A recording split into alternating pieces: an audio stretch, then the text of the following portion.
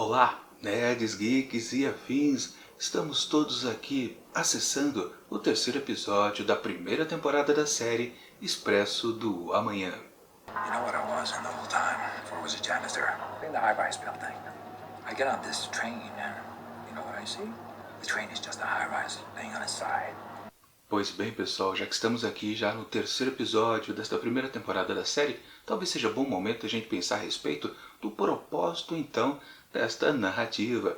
Exatamente em termos da própria história dizer que existe um supertrem de 1001 vagões que fica circulando o mundo para, digamos, servir de conforto para o que sobrou da espécie humana. Será que esta máquina, esta grande composição, ela consegue cumprir os seus objetivos? Porque vamos combinar, né? Todo mundo que embarcou ali, seja os ricos, os mais ou menos, e os pobres, quando eles lá entraram, necessariamente eles não tinham a esperança que eles sairiam dali. Provavelmente apenas os seus descendentes. E aí que mora então o grande problema exatamente dessa história. Porque qual a expectativa que aquele pessoal que já está ali dentro, essas tantas e tantas pessoas, já está definido quantas pessoas existem por lá? Acho que não ainda, né? É que eu já vi toda a primeira temporada e não vou dar spoiler então aqui pra vocês. Eu sei quanto é, mas acho que não foi dito ainda. Mas é um bando de gente, se você levar em consideração que são 1000 vagões, 1001 vagões,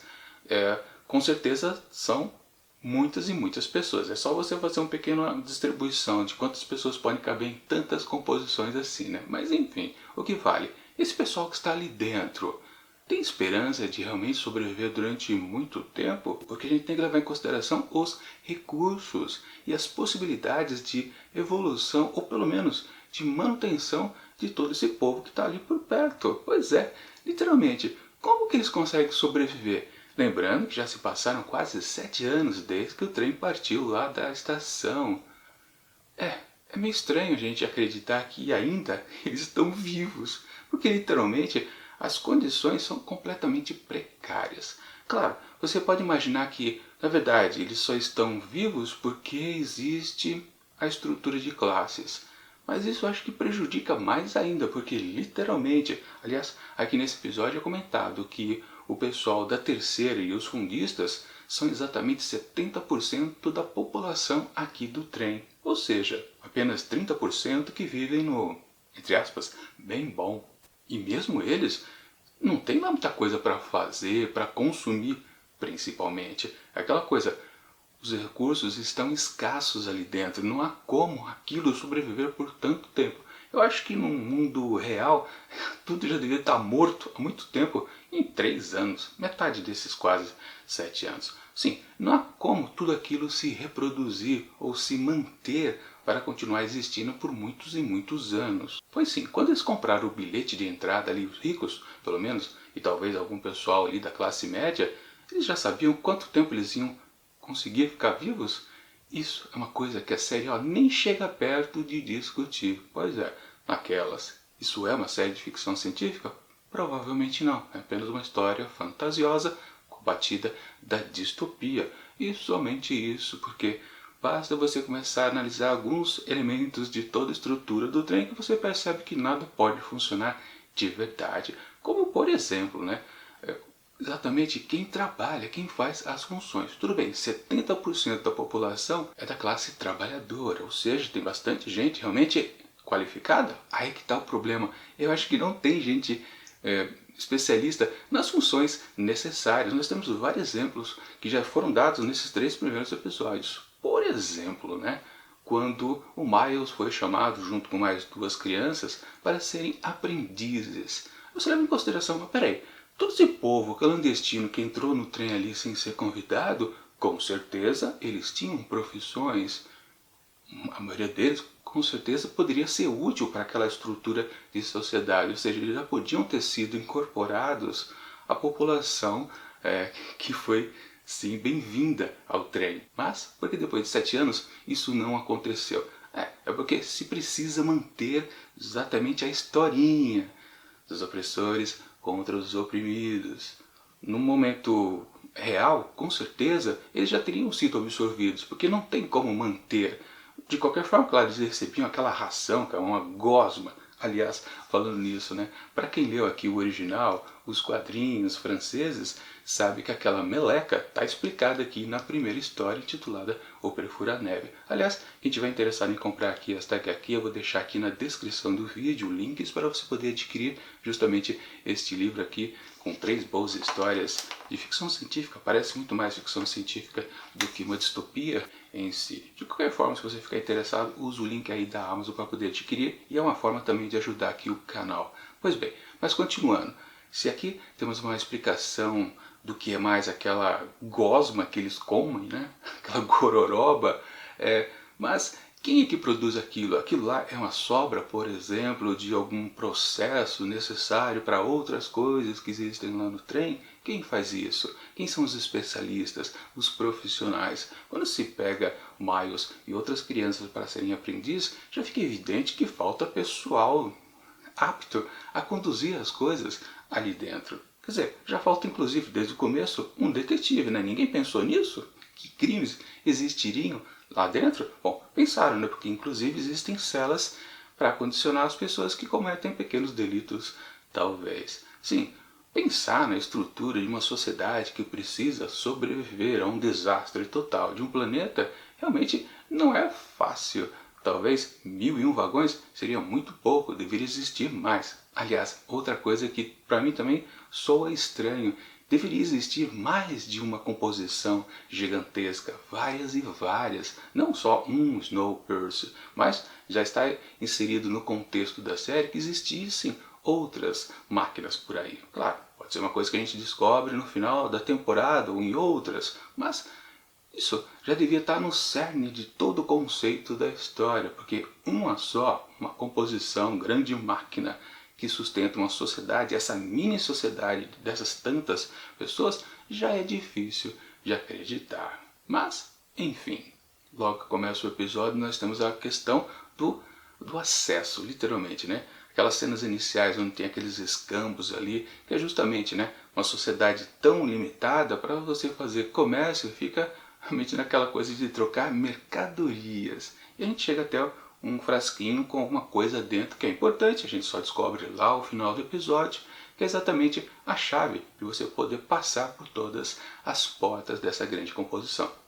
Óbvio, né? Se a sociedade está totalmente dividida em 3 classes sociais, é óbvio que todo mundo não pode sair do rabo do cometa até a sua ponta, né? Apenas pouquíssimas pessoas podem fazer isso. Então, sim, existem barreiras em todos os lugares, e se você não tem aquele acesso ali, você realmente não consegue passar.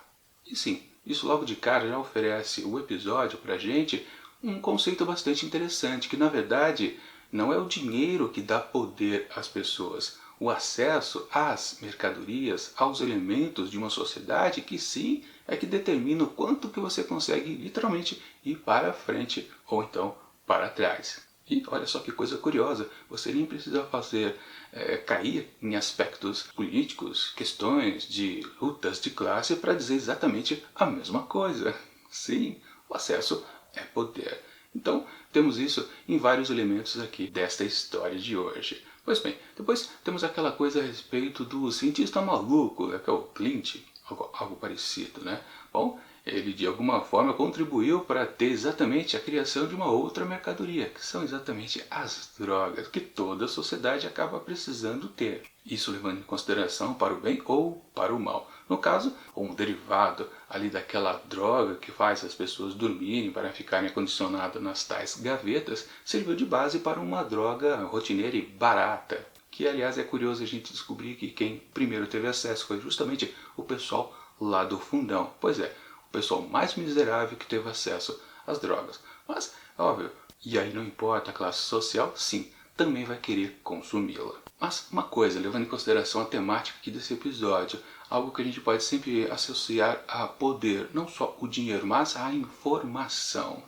Pois é, isso é dito muito como uma coisa para se balancear, né, a respeito. Não, eu tenho muito dinheiro, então eu tenho todo o poder. Não, se você tem bastante informação, você sim é que detém todo, absolutamente, o controle de um certo grupo, até de uma sociedade, às vezes. Mas a informação aqui que... Lembra quando o Layton fez aquele mapinha, mais ou menos, né, tentando registrar o que ele conheceu ali dos grandes caminhos do trem. Literalmente, aquela informação ela foi passada para o pessoal lá de trás ou não? Até agora eu não consegui descobrir. Esse episódio não revelou pra gente. E também não sei se no próximo, no quarto, a gente vai chegar e justamente associar aquele trapo de pano que tem dados a respeito dos vagões junto com, literalmente, aquele passe de porta que a Josie recebeu. Mas claro, né, com certeza sim, é isso que vai se associar uma coisa com a outra. Mas, continuando nisso, que ele fez essa tentativa de passar essa informação lá para o pessoal. Outra coisa que o episódio começa detido, apanhando mais um pouquinho para variar o Leighton, mas justamente, o que foi que ele fez? Ele sim apanhou, mas um pouquinho mais, e daí? Qual era a tentativa dele? E eu digo isso porque ele não foi questionado a respeito disso. Literalmente, nem o chefe lá dos operadores, o Roche, né? E também a Melanie, nenhum dos dois pergunta: o que diabo você estava tentando fazer batendo lá ou armando uma confusão lá com aquela polícia mais militar, digamos assim, do trem? Aquilo ficou por isso mesmo, por isso que eu digo que faltou informação, que eles conseguiram pegar lá o trapo de pano, como as informações que ele estava passando para frente.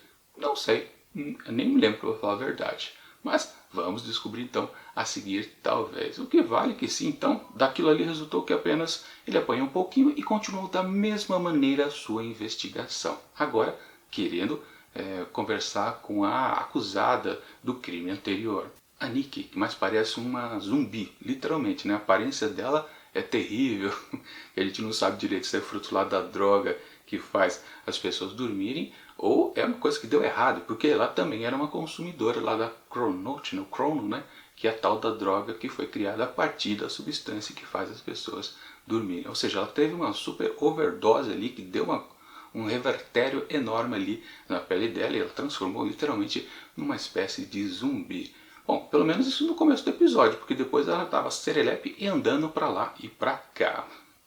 Aliás, o fato dela ter saído lá da enfermaria de boa, indo parar lá no vagão leito, você já percebe que também a série não está nem aí com o deslocamento das personagens. Porque onde está essa enfermaria? Tudo bem, ela pode estar muito bem perto lá do tal vagão leito, mas você também não sabe direito onde que ele justamente se localiza dentro do trem. A série não fornece esses elementos que geralmente costumam servir de base para a gente tentar determinar, desse ponto em diante do trem é mais terceira classe, ou para cá, um pouquinho antes é segunda, mas lá na frente é a primeira classe. Quer dizer, a gente só tem a noção literalmente daquela questão que depois lá o mafioso apresentado aqui nesse episódio, o Terence, o chefe dos faxineiros, diz, né, naquela bela comparação também que ele faz, que um dia quando ele já trabalhava como faxineiro, ele sabia das estruturas sociais, de poder dentro de um edifício, e ele disse literalmente que o trem é na verdade apenas um edifício numa versão horizontal, ou seja, lá na ponta, lá em cima é que estão os poderosos, e depois vai se diluindo os poderes e as informações e os acessos também. Agora, falando em acesso, tem uma curiosidade a respeito da personagem Jill, onde a gente descobre que ela tem uma namorada, que já foi aquela personagem que já havia aparecido nadando lá no aquário, que ela tem também uma parceria interessante ali com a Melanie. Ela até pede que Jill, eu não lembro o nome dela agora, pede que ela não fique cutucando muito a Melanie, porque a Melanie é perigosa. Bom, literalmente porque ela finge ser lá o tal senhor Will Ford. Mas é uma reação interessante entre as duas, porque literalmente dá para perceber que elas são de classes diferentes. Obviamente, a pescadora de ouriço do mar, ali dentro daquele aquário, ela é da segunda classe. E, obviamente, claro, a Jill é da terceira. Aliás, não mostrou ainda onde é que a Jill dorme. Deve ser provavelmente num lugar bem do apertado. Aliás, também outro grande problema da série. Ela não define exatamente muito bem em termos de deixar mais detalhado, de informações para a gente, como são essas três classes. Porque, de novo, né, quando os ricos são apresentados mais uma vez aqui nesse episódio, são apenas os bocós. Literalmente, eles não têm personalidade, eles são apenas uma coisa bem simplesinha. A verdadeira definição de pessoas fúteis. Apenas isso, nesses 3 primeiros episódios. Nas 3 oportunidades que foram mostrados os ricos, eles são apenas isso. Aliás, temos aí, de novo, aquela mesma família. E temos aquela adolescente sem rebelde sem causa, literalmente, que dá para perceber que ela tem uma certa importância ali na trama, e claro, principalmente o guarda-costa da família, que desde o primeiro episódio já tinha sido mostrado como uma figura assim, entre aspas, sinistras. No segundo foi mostrado que ele tem uma arma. E agora, bom, o que a gente viu aqui no final desse terceiro episódio, literalmente, a gente já sabe que ele é o verdadeiro assassino, o malucão da vez. Naquelas, de novo, de tentar emular mais uma vez a série Twin Peaks, naquelas coisas da bizarrice. Lembrando de novo, né? Quando ele vai atacar a Nick lá na enfermaria, a Nick já tá de boa, né? Ela não tem mais aparência nenhuma de zumbi. Lembrando que não deve ter passado muitas horas, não. No máximo que 2 dias. E olha lá, acho que nem 2 dias não se passaram. Mas ela deixou de ser uma zumbi de uma hora para outra, literalmente. Aliás, falando de uma hora para outra, né? Tivemos mais informações, pelo menos, de como a Melanie se vira para fingir ser o Sr. Will Ford. Primeiro ela manda aqueles textos, né, para aquele sistema de informação rudimentar, aliás, né? Outra coisa meio estranha, né? Como é que falta tecnologia dentro desse trem, né? Podia ter coisas um pouco mais diferentes, baseadas em ficção científica, de uma coisa, tecnologia extraordinária que a gente não conhece ainda, porque aquele sistema de mandar mensagem por tubos realmente é algo bastante primitivo. Mas ok, ela finge ser com esses textos como se fosse o tal Sr. Will Ford mandando. E também, quando ela faz a edição de discursos, ele obviamente já devia ter feito antes. Mas naquela de novo, como é que ninguém nunca percebeu? Como ele nunca participou de algum evento importante ali dentro do trem? Como querem supor, né, que a gente acredite realmente que os ricos se conformam com aquela, por exemplo, noite de luta? É uma diversão tosca, para falar a verdade, né?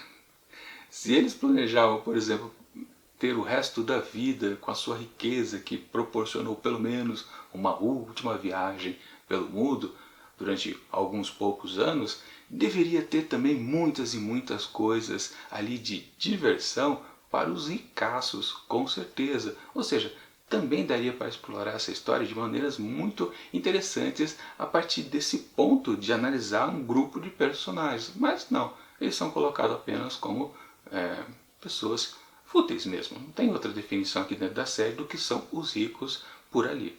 Ou seja, a cena de luta ali, daquela noite com prêmio, né, para poder mudar de classe, literalmente sair da segunda para ir para terceira, ou melhor, da terceira para ir para a segunda, realmente uma coisa mais que lembra talvez o Coliseu Romano, por ali, né? Apenas uma arena de lutas e nada mais. Aliás, naquela cena ali tem uma bizarrice, né, que é justamente, né, que a Nick passeando e tira o foco da Tio de não prestar atenção lá no grupo de enfermeiros, ou de faxineiros, para poder o Leighton conversar com o chefão, com o Terence. Ou seja, uma sessão ali de coincidências que aconteceu uma atrás da outra, poder facilitar o desenvolvimento da narrativa desse episódio. Coisinha bem forçada, né? Aquelas que você fala, pô, podiam ter inventado uma coisa melhor, digamos assim. Mas pelo menos acho que serviu para a atriz, a que faz a Nick, fazer alguma coisa, porque literalmente parece que ao final do episódio ela vai para as cucuias, né? Porque justamente, né, aquele segurança lá, maluco, provável sujeito que matou os dois falecidos lá, com certeza vai liquidar ela, não vai falar para ela ficar quietinha, não falar nada, né? Afinal de contas, ele matou um segurança que estava à porta, matou acho que um enfermeiro que estava lá dentro da enfermaria e por fim, claro, chegando na Nick, vai acabar com ela. Isso a gente não tem nenhuma dúvida, óbvio, né? E claro, Leighton fez aquela opção de não passar a informação para frente, porque ele precisava passar o acesso para Josie. Ok, então realmente não se evitou que a inocente acabasse morrendo. Mas, de qualquer forma, esse episódio aqui, o terceiro, ele está muito mais redondo do que os 2 primeiros. Agora uma coisa que eu preciso dizer para vocês, justamente chegando nesse ponto onde a gente tem que atribuir uma nota para o episódio. Pois bem, eu estou achando que eu estou muito bonzinho aqui nesse ano, pois lá na primeira vez que eu assisti os 10 episódios da primeira temporada da série, eu realmente ficava com uma sensação desgostosa ao final de todos os episódios. Ficava reclamando, não, de novo, ficaram falando sobre isso, mais uma vez. Isso que eu quero dizer, claro, é a tal luta de classes. opressores contra oprimidos. Eu não gostava disso, achava que deixava o texto muito do pobre. E esse episódio aqui, especificamente, ele é um grande exemplo de como você não precisa ficar carregando tanto nessas tintas para vender essa ideia para a audiência. Não precisa. Você pode fazer tudo isso de maneira velada. Aquela cena do Leighton com Terence é perfeita, já vende a ideia. Se você nunca dissesse esse tempo todo que existe a tal luta de classes ali dentro do trem, mas você assistisse essa cena dos dois, você falaria: ah é, essa série é sobre luta de classes. Simplesmente isso bastava para pessoas inteligentes que estivessem assistindo a série. Mas não, tem que dizer isso todo santo dia, né? Mas fazer o quê? Torna o texto pobre. E quando assisti lá a primeira vez, eu não cheguei a notar que nota eu atribuí para cada novo episódio, mas quando eu vejo as notas que eu estou dando agora, eu sempre digo, não, se eu estivesse lá no ano passado, eu tirava um asterisco de todas essas notas que eu dei. Por exemplo, portanto, aqui, dando um grande exemplo, né, para esse terceiro episódio da primeira temporada de Expresso do Amanhã, eu atribuo, de novo, 4,5 asteriscos. Mas se fosse na expectativa ou na experiência inicial lá do ano passado, seria apenas 3,5 asteriscos. Eu fiquei bonzinho de um ano para o outro, simplesmente porque quando estou agora revendo, eu estou relevando todas essas coisas. Para mim, ó, não importa mais, não incomoda mais. Inclusive eu digo para as pessoas que falam, ah, essa série é interessante de ser vista, eu sempre digo logo de lata, ah, fica aquele texto furado de revolução para cá, revolução para lá, enfim, mas vale a pena assistir. Se você retirar isso, a série até que funciona mais ou menos, se você não esperar muito, não desejar que isso aqui seja ficção científica. Enfim, vamos ver o que acontece no quarto episódio na semana que vem.